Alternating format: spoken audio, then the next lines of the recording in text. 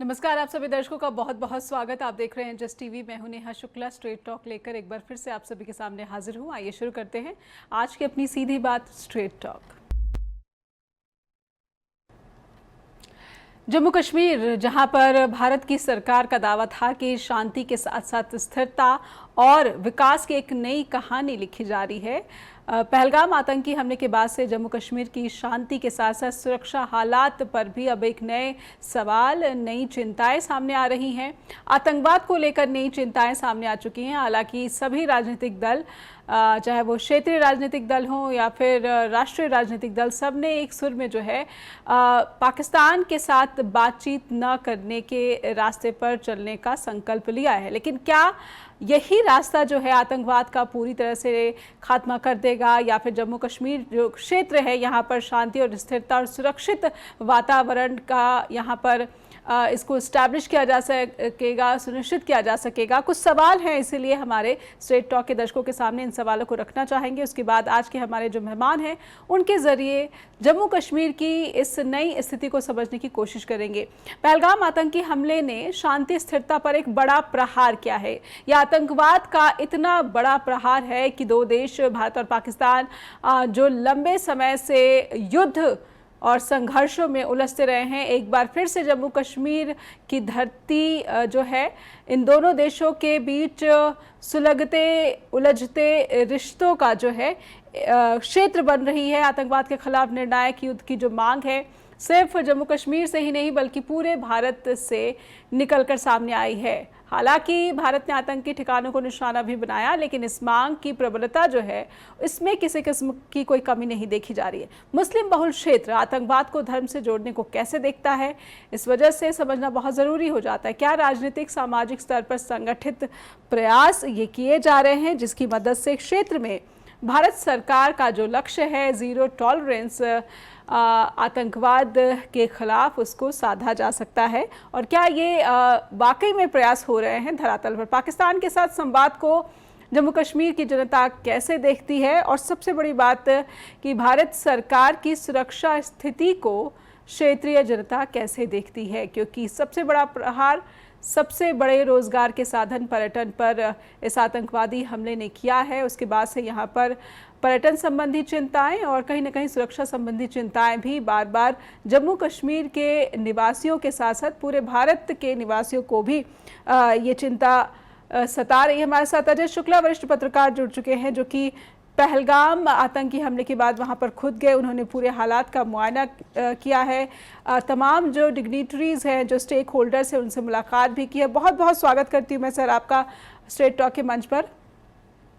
एक ऐसा आतंकवादी हमला हुआ जिसकी पूरी दुनिया ने जो है भर्त्सना की, निंदा की, लेकिन ये वही आतंकवादी हमला था और इसके बाद पाकिस्तान का इनकार, लेकिन तमाम सबूत देने के बावजूद भारत के साथ कोई भी मुल्क नहीं खड़ा हुआ। ऐसे में जम्मू कश्मीर, जो कि आतंकवाद का सबसे ज़्यादा पीड़ित ये क्षेत्र है, यहाँ पर आपने क्या अनुभव किया? आपकी क्या समीक्षा? देखिए, मैं यह महसूस करता हूं कि यह हमला असल में जम्मू कश्मीर पर हमला था, देश की एकता अखंडता पर हमला था। यह हमला था देश में जिस तरीके से एक सहिष्णुता, संवेदनशीलता और प्रेम पर हमला था, मोहब्बत पर हमला था।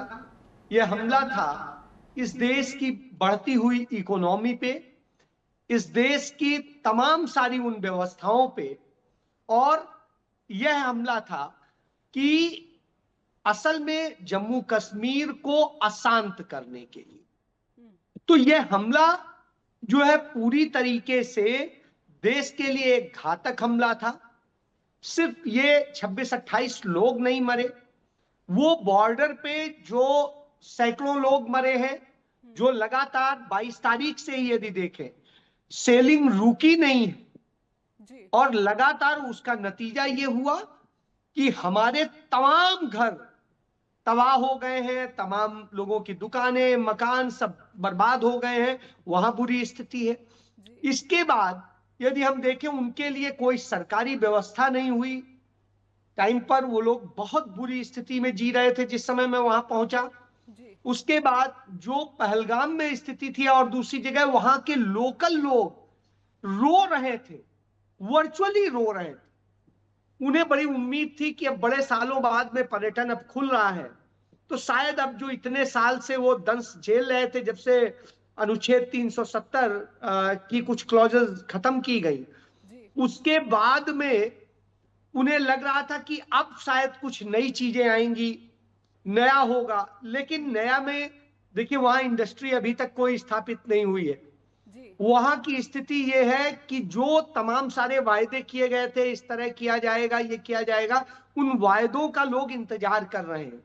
तीसरी चीज है अशांति लगातार जो बन रही है, और वो वहां के लोगों के कारण नहीं है। अब पहले आरोप उन पर लगता था, अब उन पर नहीं लगाया जा सकता है। ये अशांति या तो सीमा पार से हो रही है, जी या उन साजिशों के जरिए की जा रही है जिससे वहां के लोग पीड़ित हैं, और उससे उनके रोजगार, सारे काम धंधे सब खराब हुए पड़े हैं।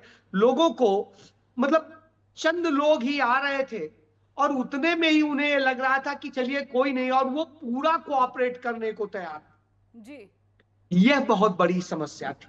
जी। जी ऐसे में एक जो नज़ारा पहलगाम आतंकी हमले के बाद पूरी दुनिया ने देखा कि तमाम जो लोग हैं, हर वर्ग से जो लोग हैं, वो सड़क पर उठकर आए और उन्होंने मार्च निकाला, आतंकवाद के खिलाफ जो है कैंडल मार्च निकाला, विरोध प्रदर्शन हुए, दुकानें बंद की गई। सभी राजनीतिक दल का भी जो है एक सामूहिक प्रयास भी देखने को मिला, विधानसभा से प्रस्ताव पारित हुआ, निंदा प्रस्ताव पारित हुआ।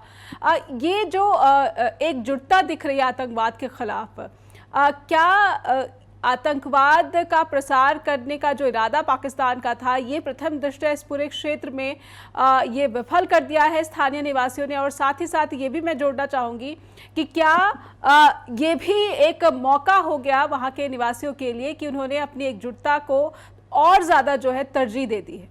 जी बिल्कुल नेहा, सबसे बड़ी चीज है वो यही कह रहे थे कि हमें हर बार यह सबूत देना पड़ता है कि हम हिंदुस्तानी हैं। बार बार हमसे सबूत क्यों मांगा जाता है? हमने कुछ ऐसा नहीं किया है। वो 1990 से लेके तमाम घटनाओं पे मैंने 6 दिन उन लोगों के साथ बात की, और उन 6 दिनों में जो देखा, उन्होंने कहा बताइए, जब 18 जनवरी 1990 को जब यह घटना हुई, तब भी तो बीजेपी का ही नेता वहां गवर्नर था, जगमोहन, और बीजेपी के ही सहयोग से बनी अखबार सरकार थी केंद्र में। मुफ्ती मोहम्मद सईद बीजेपी के ही समर्थन थे, जीते थे। तब से लेके लगातार घटनाएं हुई, लेकिन हम ही पर हमला किया जाता है। जहां जाइए बीजेपी के लोग हमें गद्दार बताने लगते हैं, वो करने, जबकि मरने वालों की संख्या यदि सरकारी आंकड़ों में ही देख ले। मैंने गवर्नर साहब से पूछा, चूंकि वो मेरे पुराने परिचित हैं वाराणसी से, मैंने उनसे पूछा, तो उन्होंने बताया कि 1990 से लेके जब ये घटनाएं शुरू हुई, तब से लेके अब तक 40,000 मुस्लिम जो है औसतन मारे जा चुके हैं। तो अब आप सोचिए, 40,000 मुसलमान मर चुका है। कश्मीरी पंडित की तो उतनी तादाद भी नहीं थी। तो यह बड़ी बात है कि जिस तरह की बात वहां कही गई कि जिन्होंने ये किया और सारी चीजें, वहां की तादाद से ज्यादा मारे गए। वो जानबूझ के किया गया, क्योंकि जिन मुसलमानों ने साथ दिया, जिन मुसलमानों ने शांति, प्यार, मोहब्बत चाहा, उन पे हमले हुए। हमने उन्हें भी कटघरे में खड़ा कर दिया। हमें जरूरत है, तो यही वो कह रहे थे, ये घटना हुई, हम एक साथ खड़े हैं, हम आतंकवाद को पूरी तरह से नकार रहे हैं। हम ये कह रहे हैं कि आप पकड़िए, हमें दीजिए, हम सरेआम उन्हें मारेंगे, हम सजा देंगे, और ऐसी सजा देंगे कि रूह कांप जाएगी। तो वो खुद सजा देना चाहते हैं, वो ये दिखाना चाहते हैं, बताना चाहते हैं देश को कि हम आतंकवाद के साथ नहीं हैं, हम आतंकवाद के खिलाफ हैं। लेकिन फिर भी हमें यदि आप लांछित करते हैं, हम पर आरोप लगाते हैं, टीका करते हैं, तो निश्चित रूप से आप हमारे घाव में नमक डालने का काम करते हैं। जी। तो इस तरह के जो मतभेद या फिर मनभेद जो है जम्मू कश्मीर के जो निवासी हैं उनकी सरकार से या फिर बीजेपी से दिखती है। एक छोटा सा ब्रेक यहाँ पर लूँगी मैं अजय सर, एक ब्रेक का समय हो रहा है, ब्रेक लेते हैं और उसके बाद समझने की कोशिश करेंगे कि अगर ये सामूहिक एकता अलग अलग वर्ग और अलग अलग धर्म के जो लोग वहाँ पर रहते हैं उनमें देखी जा रही है, तो फिर आतंकवाद की ये समस्या जो है कहीं ना कहीं सुरक्षा कारणों से ज़रूर ये चुनौतीपूर्ण बनी हुई है। इसको भी समझने की कोशिश करेंगे। एक छोटे से ब्रेक के लिए रुकते हैं, ब्रेक के बाद जल्द लौटेंगे जस्ट टीवी पर स्ट्रेट टॉक के साथ।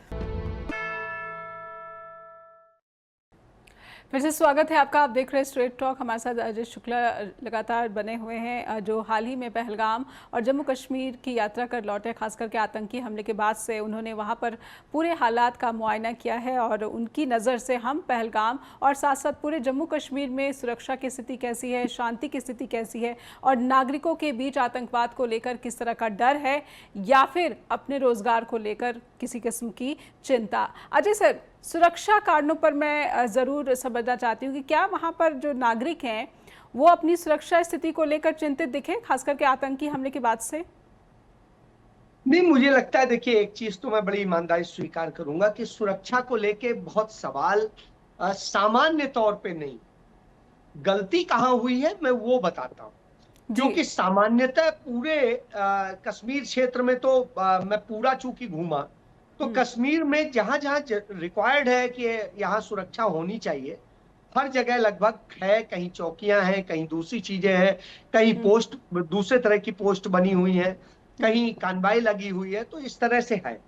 लेकिन जहां प्रॉब्लम मैंने देखी 2-3 जगह जी, घटना हुई थी पहलगाम में, जहां पर मैं वहां गया, चूंकि आर्मी के ही कुछ लोगों को मैंने रिक्वेस्ट करी थी तो उन्होंने फैसिलिटेट किया मुझे दिखाने के लिए।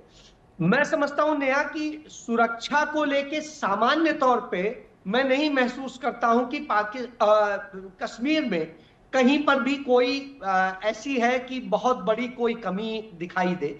क्योंकि देखिए, चप्पे चप्पे पे तो फोर्स नहीं हो सकती है, पुलिस नहीं हो सकती है, सीआरपीएफ नहीं, जी, लेकिन हर उस पॉइंट पे होनी चाहिए जहां सेंसिटिव है। और वहां मैंने देखा लगभग लगभग है, कुछ एक आध जगह थोड़ी सी दिखाई दी कमियां, लेकिन यदि मैं कहूं 100 में नापूं तो 100 में मैं मानूंगा कि 85% वहां सिक्योरिटी ठीक थी, जो होनी चाहिए सामान्य तौर पे वो थी। लेकिन जहां मुझे कमी दिखाई दी मैं वहां की बात करूंगा। जी, जी। पहलगाम में जहां पर घटना हुई थी, जिसे मिनी स्विट्जरलैंड कहते हैं, मैं वहां जब जाता हूं तो सबसे बड़ी बात कि उसके अंदर का जो पूरा बड़ा ग्राउंड, वहां पर सुरक्षा के लिए कोई नहीं था। जब वहां रेगुलर बेसिस पे भीड़ होती है, 2000, 2500, 3000 लोग होते ही होते हैं। जी, तो जहां इतनी संख्या लगातार होती है, वहां सुरक्षा के लिए न कोई पोस्ट है, न कोई व्यक्ति है, न कोई वहां डिप्यूट किया गया। वहां जाने का जो पॉइंट है, वहां सीआरपीएफ की एक चौकी होती, वो चौकी जो है कहीं मुझे चेकिंग करते नजर नहीं आई। दूसरा, ऊपर जब पहाड़ी पे पहुंच जाएंगे तो पहाड़ी में आर्मी की वो लगी हुई है, तो यानी एक प्रकार से यदि थोड़ा सा भी वो सतर्क रहे तो इंट्री पॉइंट और आउटर पॉइंट कोई भाग नहीं सकता। जी। अब मैं ये कहता हूं, जब घटना हुई तो आखिर वो 1-1.5 घंटा जो भी घटना चली, जी, इतने के बाद वहां उनको, आतंकियों को जमीन खा गई, आसमान निगल गया, कौन ले गया, क्योंकि वो कहीं नहीं भाग सकते।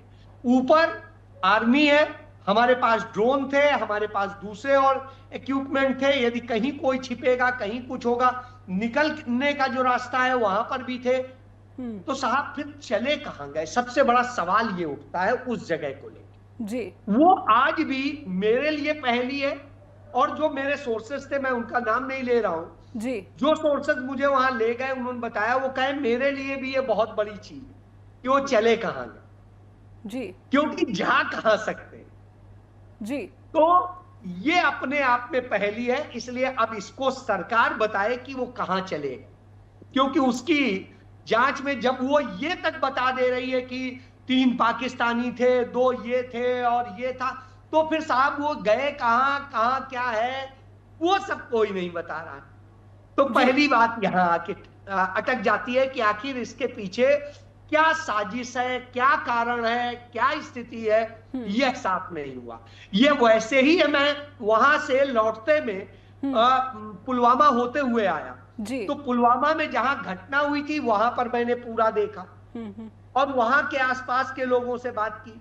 उन्होंने कहा साहब यहाँ थोड़ी देर गाड़ी खड़ी रह जाए तो लोग पूछताछ करने लगते हैं। जी अब वो यदि 7 दिन खड़ी रहती है आरडीएक्स 350 किलो आरडीएक्स, जी थोड़ा बहुत नहीं, यानी 3.5 बोरा, और बड़ा बोरा होता है जो 1 क्विंटल का होता है। जी तो अब आप ये सोचिए 3.5 कुंतल वहां पर आरडीएक्स रखी रही, और उसके बाद में उस दिन होता है कानवाई जिस तरह से जाता है, उसे जाने के लिए इतनी बड़ी जब कानवाई, वो उसके निकलता लिए है। कोई जी व्यवस्था नहीं होती है, क्या होता है ये अपने आप में आप खुद सोचिए, और आज तक उसमें भी कोई सुराग नहीं है। जी तो यह एक बड़ी चिंता का विषय है।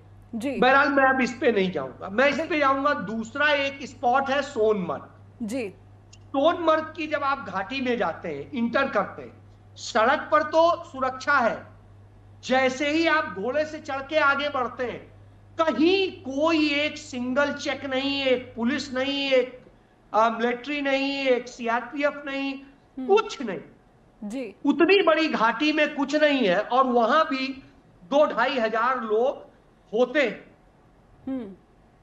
अब आप बताइए इस घटना के बाद भी यह स्थिति वहां बरकरार, जी तो साहब वहां जाके कभी कोई कर दे तो फिर किसको दोष देंगे। बिल्कुल तीसरी जगह बताता हूं, गुलमर्ग।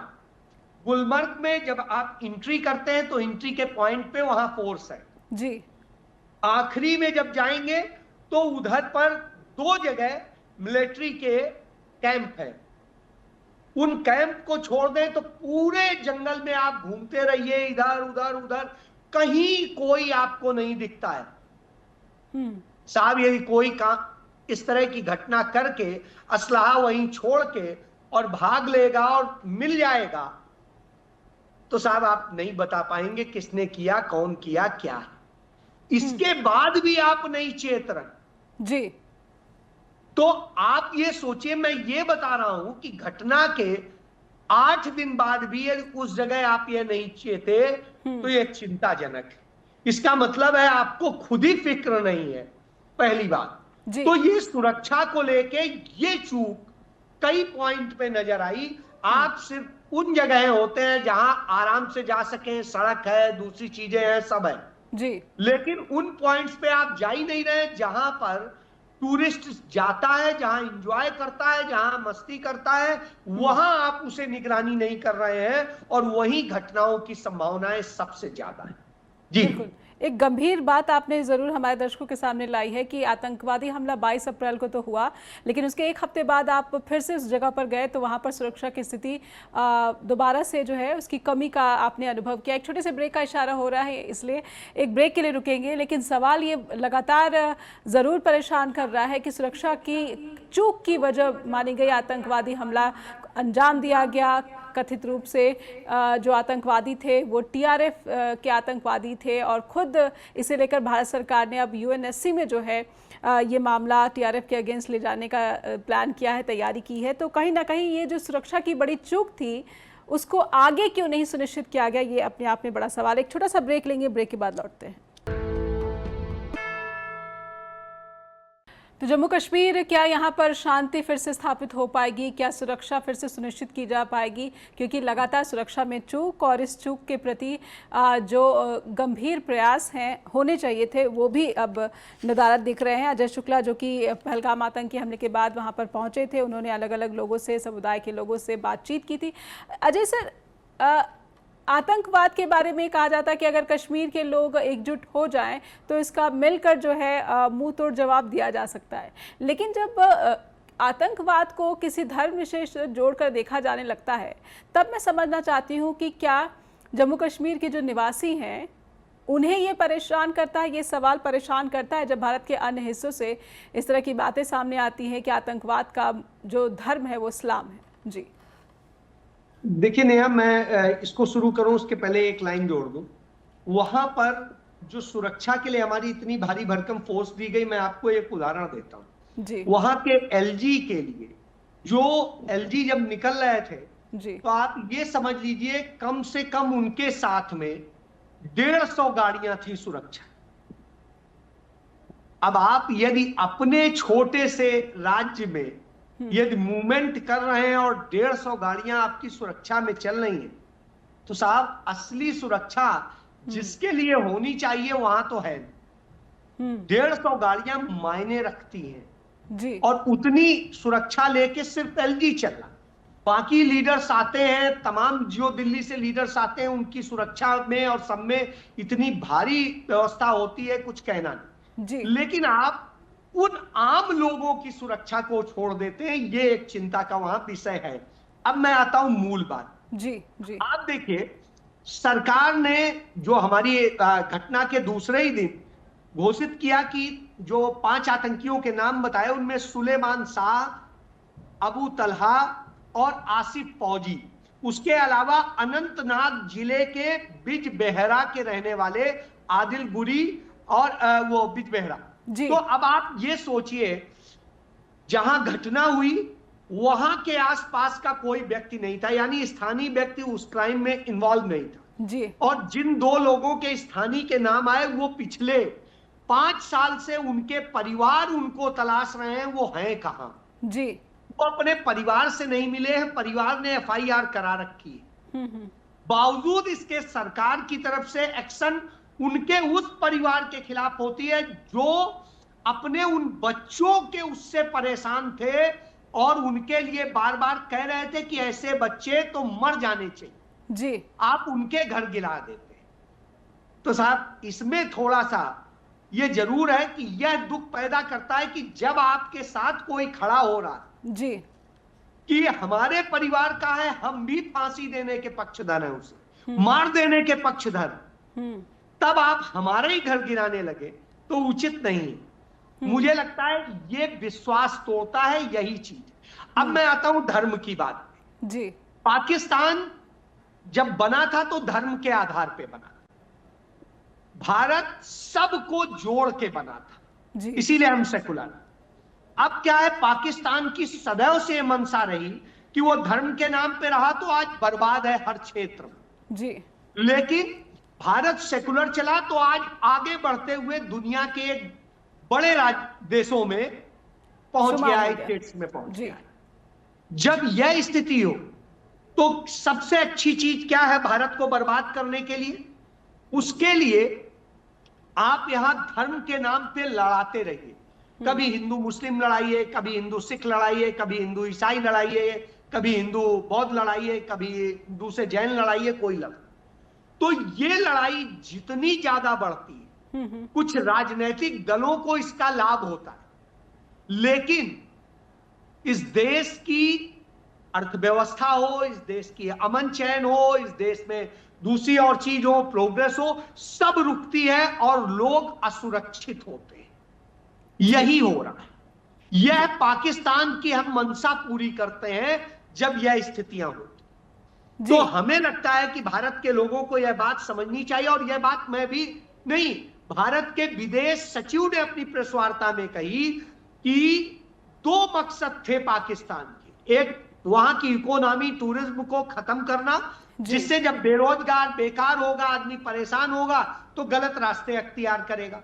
और दूसरा कि धर्म के नाम पे लड़ाइए, दंगे फसाद कराइए और भारत को बर्बाद करें। जी वही जब हमारे यहां कुछ राजनीतिक एजेंडे को लेके वही काम होते हैं तो हम कश्मीर के लोगों का भी विश्वास खोते हैं। हम कश्मीर जो इतना खूबसूरत है, हमारे देश के लिए स्वर्ग है, मैं कहता हूं सचमुच स्वर्ग, उस स्वर्ग को हमारे बर्बाद करने की साजिश हो रही है 1947 से लगातार जी। और जब यह साजिश हो रही हो तो हम ये नफरत फैला के उस साजिश में हिस्सेदार बनते हैं, ना कि हम उसे अपने साथ जोड़ने का काम करते हैं। जरूरत इसकी, इसके लिए मेरी बात हुई, पहले राव प्रमुख थे, तो जब दुलत साहब से बात हुई तो दुलत साहब ने मुझे एक चीज कही कि अजय जी, जब तक हम ये लड़ते रहे, साहब मैंने अपनी रिपोर्ट सौंपी थी अटल जी को जब प्रधानमंत्री थे और मैं रॉ चीफ था, कि जब तक हम उनको यकीन में नहीं लेंगे, और हमने जो यकीन तोड़ा है जी, वो हमारे लिए सबसे खतरनाक है। चंद बच्चे बहक जाते हैं, वो सिर्फ सहयोगी होते हैं, काम तो असल में वही लोग कर रहे हो जी, बाहर के लोग। तो बॉर्डर पार से गेम यूं किया जाता है और वो करके निकल जाते हैं। हमारे सुरक्षा बल उन्हें आने और जाने से रोक नहीं पा रहे हैं, यह चिंता की बात। पाकिस्तान से कोई कैसे आ गया, कैसे यह काम करके चला गया, जी, यह सबसे बड़ा विषय है, और ये कैसे संभव हो रहा है, इसके लिए जरूर चिंता करनी चाहिए। मैं बॉर्डर पर गया, पुंछ में भी गया, उरी में भी जी, और मैंने जो आपको बताया कि वहां जो सेलिंग हुई और सब कुछ हुई, लोग बर्बाद हुए जी। अब आप बताइए, जब बर्बादी में मर रहे होंगे, उन्हें हिंदुस्तान की सरकार की तरफ से कोई इमदाद नहीं मिल रही होगी, क्या वो गलत रास्ते मजबूरी में अख्तियार नहीं करेंगे? जब रोटी के लिए, दूसरी चीजों के लिए आदमी परेशान होगा तो क्या करेगा? मैं सच बताऊं, हम उन्हें पूरी तरह सहारा देने की बजाय हम उन्हें ही अपराधी बताने लगते हैं, उन्हें गाली देने लगते हैं। नतीजतन वो फिर ये सोचते हैं कि जब हमें यही कहा जा रहा है तो चलो यही सही, मरना तब भी है, मरना अब भी है। यह बहुत ज्यादा चिंता का विषय है। जी बिल्कुल। मैं एक सवाल जो प्रशासन है या फिर उमर अब्दुल्ला की सरकार है उससे संबंधित ज़रूर पूछना चाहती हूँ।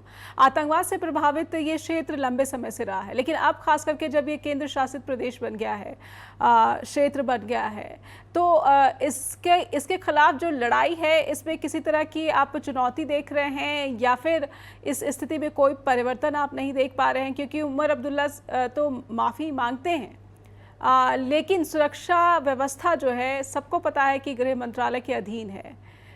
मैं इस पर आपकी समीक्षा ज़रूर समझना चाहती हूँ कि आतंकवाद के खिलाफ लड़ाई में क्षेत्र का जो योगदान है सुरक्षा के लिहाज से, उसे आप कैसे देखते हैं? देखिए, मैं नया एक बड़ी ईमानदारी से कहूंगा, वहां का मुख्यमंत्री मेयर से भी कमजोर पावर, मेयर को भी शायद उससे ज्यादा पावर। जी। तो अब आप समझ लीजिए, यह बात पूरे कश्मीर के लोग कहते हैं। वो कहते हैं क्या उम्र से कहें, सब तो दिल्ली से होता है। उनका यकीन इसी बात से तो टूटा हुआ है जी। ये सरकार हम पे यकीन ही नहीं करती। हम ही हैं, जब हमारे पास ऑप्शन था, हम पाकिस्तान जाए, हिंदुस्तान रहे, हमने हिंदुस्तान के पक्ष में लड़ाई लड़ी थी। हमने उमर अब्दुल्ला के दादा शेख साहब के नेतृत्व में हिंदुस्तान में शामिल होने की लड़ाई लड़ी थी। हम ही थे जब पाकिस्तानी सेना कबीलियाइयों के देश में आई थी, हम उनसे लड़े थे, भारत की सेना के साथ मिलकर लड़े जी, और और हमने कश्मीर को बचाया था। आज हमें हमारे कश्मीर में बेजा कर दिया गया है, बेगाना कर दिया गया जी। यह स्थिति है कि हमारे पास में कोई अख्तियार ही नहीं। हम तो सिर्फ भिखारी बना के खड़े कर दिए गए, ना हमारी सुरक्षा रह गई, ना हमारी सारी चीजें रह गई। हमें तो तब यह यकीन दिलाया गया था, भारत के साथ आइए, आपको कोई कमी नहीं होगी, आपका राज्य जैसा है आपका ही रहेगा, आप ही लोग यहां रहोगे, आप ही लोग बढ़ोगे, आप लोग इसे बढ़ाओ, देश का हिस्सा बनाओ, हम आपके साथ हैं। तो हमारे हिस्से छीने गए, चाहे 370 के जरिए हो, चाहे 35A के जरिए हो जी, सबको जो खत्म करके हमारा सब कुछ छीना गया। चलिए हम वो भी मंजूर करें, अब हमें स्टेट हुड भी नहीं देंगे जी। तो हम तो मणिपुर से भी बदतर हैं, हम तो बदतर हैं अरुणाचल प्रदेश से भी, हम तो बदतर हैं मिजोरम नागालैंड से भी। हमें क्या आपने समझ रखा है? और हमारे टुकड़े भी आपने कर दिए, एक अलग लद्दाख बना दिया, फिर ये कर दिया, तो हमारा तो सब मिला के एक पिक्चर बनती थी जी। आज आपने हर तरह से हमें दबाया, हर तरह से तोड़ा, हर तरह से हमें गाली देते हैं, हम पे विश्वास नहीं करते हैं, हमें आप कश्मीरी कहते हैं। हम भी तो, यदि आप कहें तो हम कश्मीरी बाद में है, पहले हिंदुस्तानी है जी। तो हमें आप इंडियन कह के क्यों नहीं संबोधित करते? कहा ये बताता है कि आप असल में हमें नहीं चाहते हैं, हमारे यहाँ की सारी संपत्तियों पे, हमारे प्राकृतिक संसाधनों पे, हमारे सारी चीजों पे आप कब्जा करना चाहते हैं। पहलगाम में, मैं नाम नहीं ले रहा हूं, नरेंद्र मोदी सरकार के एक सीनियर मोस्ट मिनिस्टर के बेटे 7 स्टार होटल बना रहे हैं, उसके लिए जमीन छीनने की साजिश रची जा रही है, उसको लेके लोगों ने बताया। जो ये तमाम बार तमाम चीजें कहते हैं, मैं आपको एक वो दिखाऊं कि वहां पर मैंने ये सिंधु नदी का वीडियो है। सिंधु नदी से वैसे ही पानी जा रहा था जैसे जाता था जी, और यहां बताया जा रहा है कि नहीं, पानी रोक दिया गया, ये कर दिया गया, वो कर दिया गया। दूसरी चीज लोग कह रहे थे कि जो आतंकियों की आप बात करते हैं, तो आप बताइए, मौलाना मसूद अजहर, हाफिज सईद, सैयद सलाउद्दीन, दाऊद इब्राहिम, किसी को आप लाए? इतने सालों से, 10 सालों से, 11 सालों से, 12 सालों से आप चिल्ला रहे हैं, लेके आए? किसी को नहीं आए। हमें आप आतंकी बताते हैं, तो जो आतंक की जड़ है उन्हें आप कुछ नहीं कर रहे हैं। इस बात को लेके वहां के लोगों का दर्द। बिल्कुल, एक छोटा सा ब्रेक, और जिस बात का दर्द है, लेकिन एक बात ज़रूर स्पष्ट हुई है इस तमाम परिस्थितियों में कि पाकिस्तान के खिलाफ जो आक्रोश है, जो गुस्सा है, वो अब जम्मू कश्मीर में हर निवासी के अंदर ज़्यादा मजबूत हो गया। एक ब्रेक के बाद लौटते हैं। फिर से स्वागत है आपका। आप देख रहे हैं स्ट्रेट टॉक। हमारे साथ अजय शुक्ला, वरिष्ठ पत्रकार, लगातार जुड़े हुए हैं। अजय सर, अब पाकिस्तान के नाम पर मैं देख रही हूँ कि तमाम राजनीतिक दल एक मत हैं। वहाँ के निवासियों में पाकिस्तान के खिलाफ जो गुस्सा है कितना मजबूत आप देख पा रहे हैं? अलगाववाद को आपने कहा कि बिल्कुल अब ये बीते ज़माने की बात हो गया है। विभाजन जो एक उद्देश्य था उसमें वो विफल रहे आतंकवादी, आतंकियों के सरगना। लेकिन पाकिस्तान से संवाद, क्या इसके प्रति आप किसी तरह की हलचल या फिर किसी तरह के कुछ खानों में आपने इस तरह की बातें देखी कि हाँ, डायलॉग से ही किसी भी समस्या का समाधान होना चाहिए? देखिए, मैं समझता हूं नेहा कि निश्चित रूप से वहां के लोग पाकिस्तान से इतनी ज्यादा नफरत कर रहे हैं, इतनी नफरत कर रहे हैं, आप सोच नहीं सकते। जितनी नफरत शायद हिंदुस्तान के दूसरे हिस्से में नहीं होगी, उतनी है। लेकिन उनकी किसी आवाम से नफरत नहीं, क्योंकि देखिए, तमाम लोगों की शादियां हुई हैं, तमाम रिश्तेदारी है, क्योंकि जानते हैं वो उनके रिश्तेदार भी वहां परेशान होते हैं जी, या कुछ होता है। वो जिस तरह से ये सियासतदान सारी नफरत और सारी चीजें पैदा करके और लड़ाने की कोशिश करते हैं, वहां के लोग नहीं चाहते। वहां के लोग अमन चाहते जी। उन्हें पाकिस्तान की हरकतों से, सरकार की हरकतों से, सेना की हरकतों से जी, उससे नाराजगी, क्योंकि पाकिस्तान ने जिस तरह की हरकतें की हैं, साजिश रची हैं, आतंकी घटनाएं की हैं, आतंकियों को पनाह दी है, उससे बर्बाद तो कश्मीर हुआ है जी।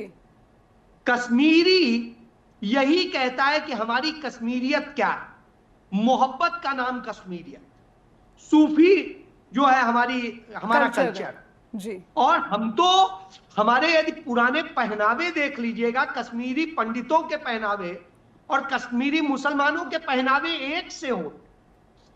उनके यहां शादियां बगैर कश्मीरी पंडित की मौजूदगी के नहीं होती जी। यानी आप सोचिए कितना बड़ा मोहब्बत का नाता था।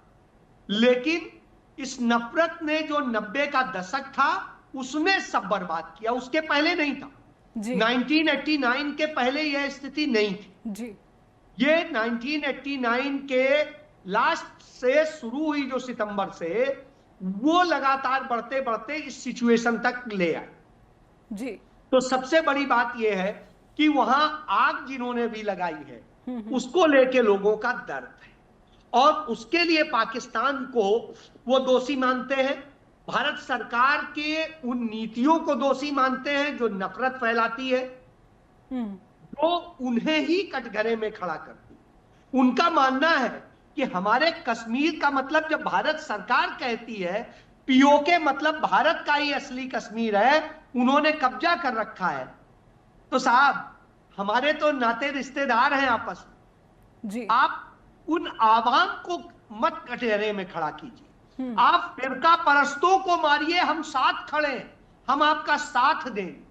और कहा जो यहां मुखबिर तंत्र स्थापित हुआ था जी, वो तो हमारे लोगों के ही बीच के लोग थे जो आपकी सरकार की मदद कर रहे थे, जांच एजेंसियों की मदद कर रहे थे, जिसके बूते आपने तमाम आतंकी मारे भी। जी, तो आपको हमें यकीन दिलाने की जरूरत है कि हम आपके लिए काम कर रहे हैं, हम आपके, लेकिन आप जब हमारा सब कुछ छीनते हैं तो यकीन कैसे हो सकता है, पहली बात।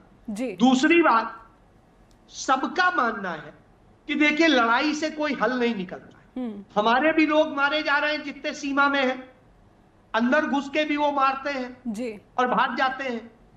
जो सारी दिक्कतें आती हैं वो हम लोगों में आती हैं। आज गर्मी का सीजन है, आप पानी थोड़ा बहुत रोक सकते हैं, बहुत ज्यादा कभी नहीं रोक सकते, क्योंकि ज्यादा पानी रोकेंगे तो आपकी पूरी घाटी तबाह हो जाएगी, डूब जाएगी।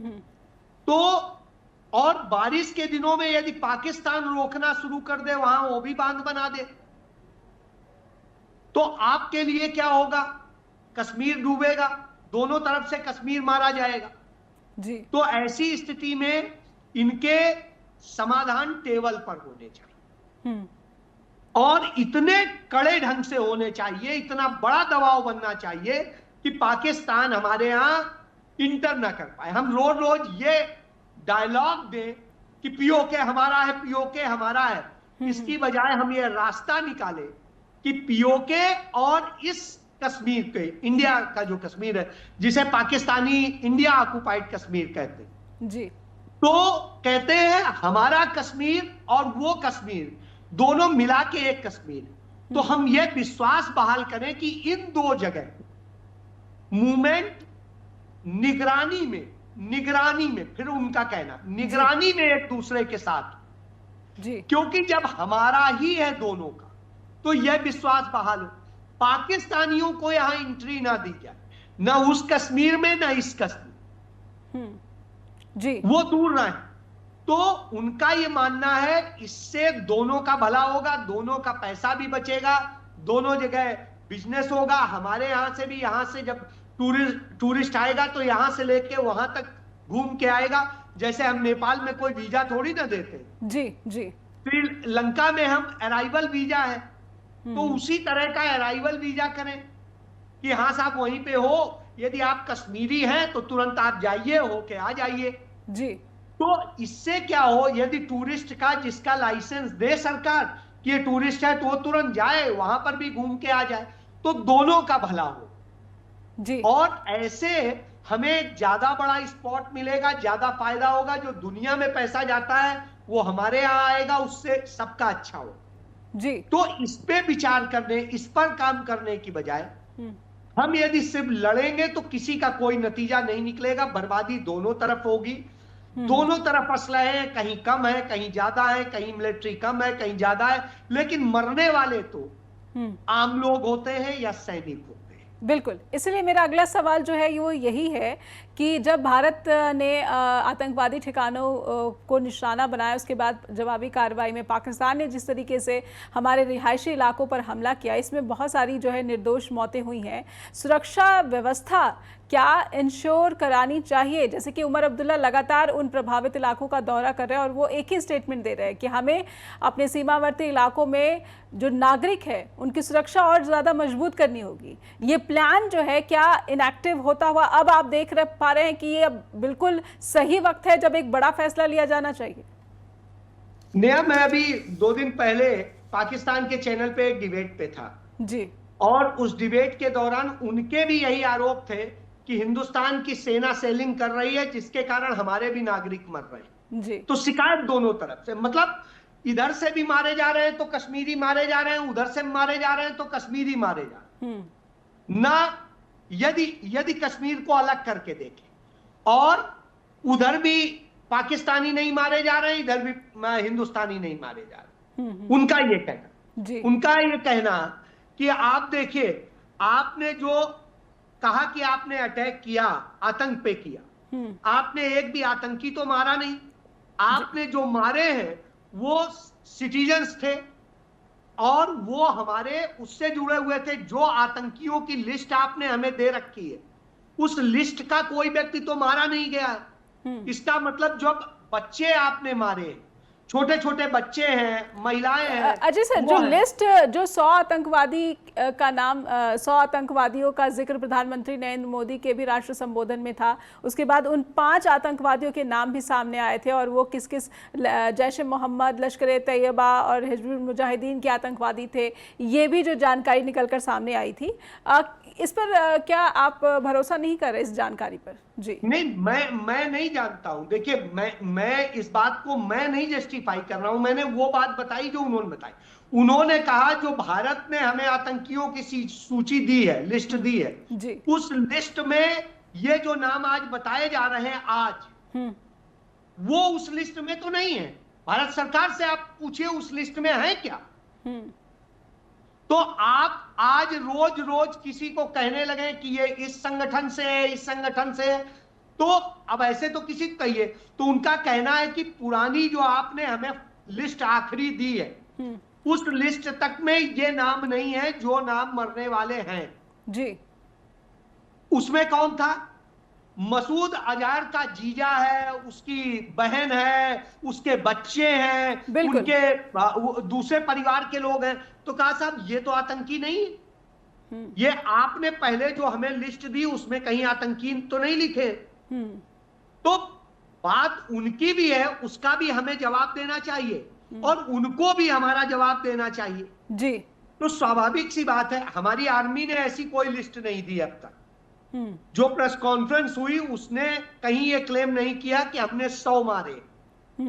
आप सारी प्रेस कॉन्फ्रेंस देख लीजिए जी। प्रधानमंत्री ने भले कहा, लेकिन हमारी आर्मी ने ये बात नहीं कही, पहली बात जी। दूसरी बात ये है, उन्होंने ये कहा, आर्मी ने हमारी ये कहा कि हमें जो टारगेट दिए गए हमने उन टारगेट पे किया। अब हम न लाशें गिन रहे थे, न हम वहां पर क्या कहते हैं आइडेंटिफाई कर रहे जी। हम तो टारगेट को अपॉइंट कर रहे थे। तो स्वाभाविक सी बात है, हमारी आर्मी ने अपना काम किया है, सफलता से किया जी।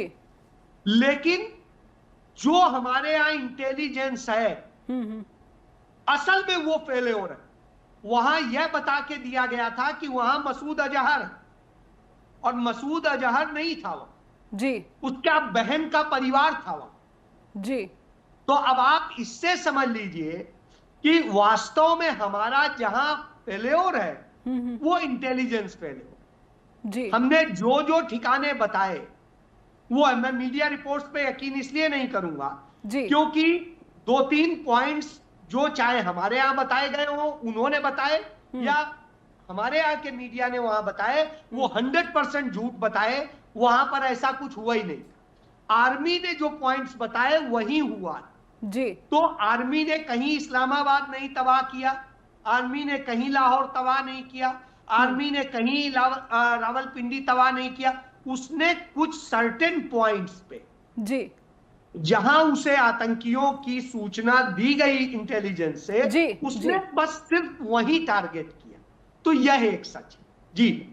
बिल्कुल, समय समाप्त हो गया है, लेकिन एक क्लेम ज़रूर डैनियल पर्ल जो अमेरिकी पत्रकार थे जिनकी हत्या की गई थी आतंकी के द्वारा, जिस आतंकी के द्वारा उसको भी मार गिराने का जो दावा है मीडिया रिपोर्ट्स में किया गया था, हालांकि बहुत अस्पष्टता है और कोई भी आधिकारिक सूचना नहीं है इस बारे में। बहुत बहुत धन्यवाद करना चाहती हूँ अजय सर, आपने अपने अनुभवों को साझा किया हमारे साथ और दर्शकों तक सच्चाई पहुँचाने में हमारी मदद की, इसलिए आपका आभार व्यक्त करती हूँ। और अब दर्शकों से अनुरोध करती हूँ कि आपका क्या मानना है, आपका क्या विचार है, हम तक ज़रूर लिखकर भेजिए। info@justbroadcasting.com या फिर neha@justbroadcasting.com पर भी आप हम तक अपने विचार शेयर कर सकते हैं। जुड़े रहिए जस्ट टीवी के साथ। नमस्कार।